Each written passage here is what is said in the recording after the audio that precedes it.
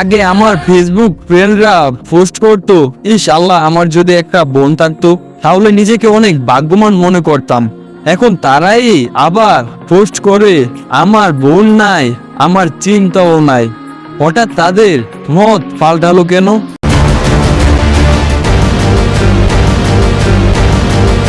আমি মূলত roasting video upload করি, কিন্তু আজকের ভিডিওটি এমন কেন?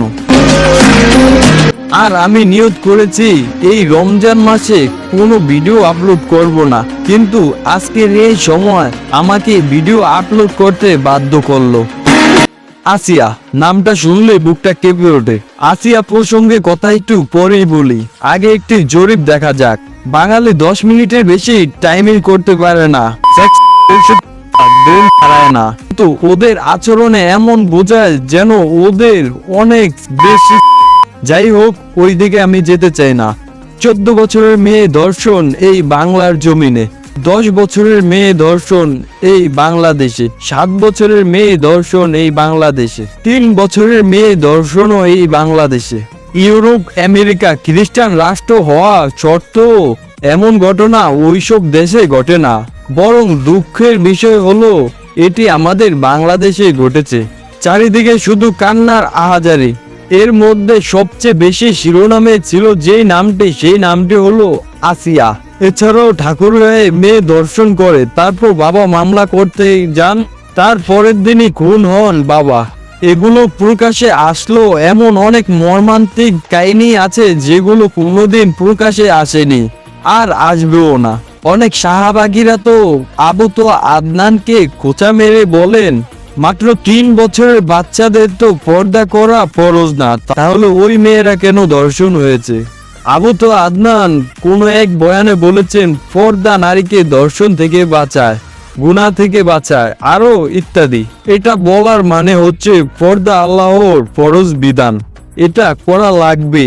তো ডিজিটাল পর্দা আমরা বলছি ফাতিমা রাদিয়াল্লাহু আনহার মতো পর্দা, আয়েশা রাদিয়াল্লাহু আনহার মতো পর্দা, খাদিজা রাদিয়াল্লাহু আনহার মতো পর্দা। আল্লাহ পাক তৌফিক দান করুন। সহজ 4টা কথা আপনাদেরকে বলে দিই, মা বোনদেরকে বলছি, পোশাকটা এমন হবে না, আপনার পোশাকটা এমন হবে না যে পোশাকটা পরেও গায়ের। আর একটা কথা আমাদের মাথায় রাখতে হবে, আমরা যেহেতু মুসলিম, তো আমাদের পরিশেষে এখন দুষ্টামি ফাজলামি যাই করি, ইসলামের ছায়াতলে পরিশেষে আসতেই হবে। আর আবু তো আদনানের এই কথার মানে হচ্ছে নারীদেরকে পর্দা করতে উৎসাহ দেওয়া। আর যেহেতু আল্লাহ তাআলা এটিকে ফরজ করেছেন, তো এর উপকারিতাও আছে বটে।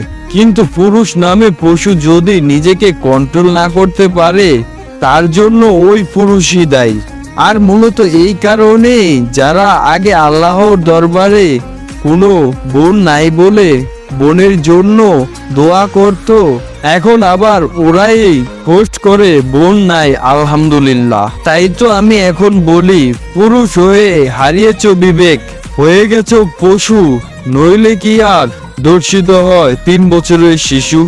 এটা তো গেল মেয়েদের ধর্ষণের কথা। শুনতে হাস্যকর লাগলো, এটাই সত্যি যে বাংলাদেশে পুরুষও ধর্ষিত হয়। এই সব ধর্ষণের জন্য দায়ী কে?